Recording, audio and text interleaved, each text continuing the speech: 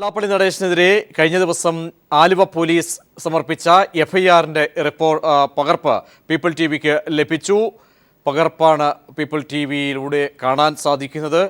വർഗീയ പ്രസംഗം നടത്തി വർഗീയ മതസ്പർദ്ധ വളർത്തുന്ന തരത്തിൽ നൗഷാദിനെതിരെ നടത്തിയ പ്രസംഗത്തിൻ്റെയും ഒക്കെ തന്നെ പശ്ചാത്തലത്തിൽ എടുത്ത കേസ് എഫ്ഐആറിൻ്റെ റിപ്പോർട്ടിൻ്റെ പകർപ്പാണ് പീപ്പിൾ ടിവിക്ക് ലഭിച്ചിരിക്കുന്ന. വിശദാംശങ്ങൾ ഉമേഷ് നൽകും. ഉമേഷ്, ഈ എഫ്ഐആറിൽ എന്തൊക്കെ കാര്യങ്ങൾ പറയുന്നുണ്ട്? പ്രധാനമായും ഉന്നയിക്കപ്പെടുന്ന ആരോപണങ്ങൾ, അതിൻ്റെ നിജസ്ഥിതി, കേസിൻ്റെ നാൾവഴികളിലേക്കടക്കം പോകാവുന്ന തരത്തിൽ ഏതൊക്കെ രീതിയിലാണ് കേസെടുത്തിരിക്കുന്നത്?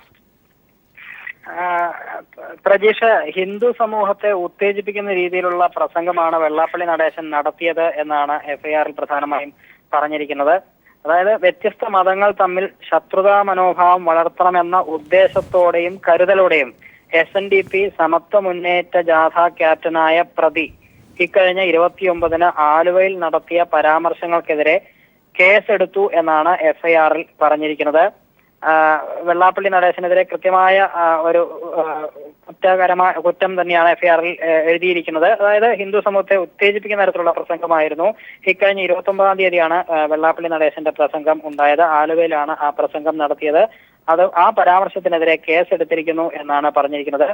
153A പ്രകാരമാണ് വെള്ളാപ്പള്ളിക്കെതിരെ ആലുവ പോലീസ് ഇന്നലെ കഴിഞ്ഞ ദിവസം കേസ് രജിസ്റ്റർ ചെയ്തിരിക്കുന്നത്. ഇതിന്റെ എഫ്ഐആർ ഇന്നലെ തയ്യാറാക്കിയിരുന്നു. അത് ഇന്നലെ കോടതിയിൽ പോലീസ് സമർപ്പിക്കുകയും ചെയ്തിരുന്നു. ആ നിമിഷം മുതൽ തന്നെ ഇതിന്റെ അന്വേഷണം തുടങ്ങിയതായി തന്നെ ആലുവ പോലീസ് അറിയിച്ചിരുന്നു. അന്വേഷണത്തിന്റെ ഭാഗമായി ഈ കേസെടുത്തിരിക്കുന്നത് പ്രധാനമായും KPCC പ്രസിഡന്റ് VM സുധീരന്റെ പരാതിയിലാണ്. അതുകൊണ്ട് തന്നെ സുധീരന്റെ മൊഴി എടുക്കുക എന്നുള്ളത് തന്നെയാണ് ഏറ്റവും പ്രധാനപ്പെട്ട കാര്യം. അത് ഇന്നോ നാളെയോ ആയി സുധീരന്റെ മൊഴി പോലീസ് രേഖപ്പെടുത്തും എന്നാണ് അറിയാൻ കഴിഞ്ഞിരിക്കുന്നത്.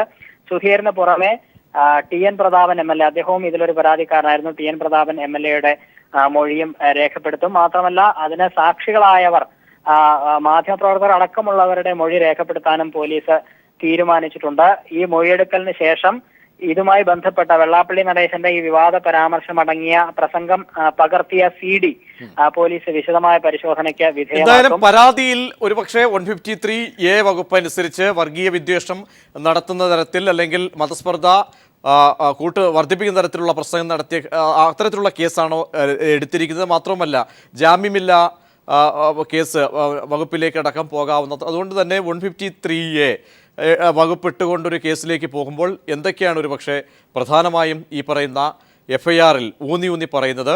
ഇതിൻ്റെ എന്തായാലും നാളെ ഒരു പക്ഷേ കോടതിയിൽ നിയമപരമായ പോരാട്ടത്തിലേക്ക് അടക്കം പോവുകയാണെങ്കിൽ എത്രത്തോളം സങ്കീർണമായ അല്ലെങ്കിൽ വലിയൊരു തിരിച്ചടി വെള്ളാപ്പള്ളിക്ക് ലഭിച്ചേക്കാം? കാരണം 153A ആണ്. അതിൻ്റെ എല്ലാ അന്തസ്സത്തെയും ഉൾക്കൊണ്ടുകൊണ്ടാണ് എഫ്ഐആർ ഇട്ടിരിക്കുന്നത്. തീർച്ചയായും 153A വകുപ്പ് ചുമത്തി എന്നുള്ളത് തന്നെയാണ് ഗുരുതരമായ കാര്യം. കാരണം വെള്ളാപ്പള്ളിയുടെ പരാമർശത്തെ ഗൗരവമായി തന്നെ എടുത്താണ് ഈ 153A വകുപ്പ് ചുമത്തിയിരിക്കുന്നത്. 153A വകുപ്പ് പ്രകാരം 3 വർഷം വരെ തടവോ പിഴയോ രണ്ടും കൂടിയോ ലഭിക്കാവുന്ന വകുപ്പാണ് 153A. എഫ്ഐആർ രജിസ്റ്റർ ചെയ്താൽ വാറണ്ട് ഇല്ലാതെയും പോലീസിന് അറസ്റ്റ് ചെയ്യാം എന്ന ഒരു പ്രത്യേകത കൂടിയുണ്ട്. മതം, വംശം, ദേശം, ഭാഷ തുടങ്ങിയവയുടെ പേരിൽ ശത്രുത സൃഷ്ടിക്കുകയും മതസൗഹാർദ്ദത്തിന് ഭംഗം വരുത്തുകയും ചെയ്യുന്ന പ്രവൃത്തികളാണ് ഈ നിയമത്തിന്റെ പരിധിയിൽ വരുന്നത്. അതുകൊണ്ട് തന്നെയാണ് പോലീസ് എഫ്ഐആറിൽ 153A വകുപ്പ് ചുമത്തിയിരിക്കുന്നത്. ഉമേഷാണ് വിശദാംശങ്ങൾ നൽകിയത്. പകർപ്പാണ് പീപ്പിൾ ടിവിക്ക് ലഭിച്ചിരിക്കുന്നത്. ആലുവ പോലീസ് വെള്ളാപ്പള്ളി നടേശനെതിരെ എടുത്ത കേസിന്റെ തയ്യാറാക്കിയ എഫ്ഐആറിന്റെ പകർപ്പാണ് പീപ്പിൾ ടിവിക്ക് ലഭിച്ചത്.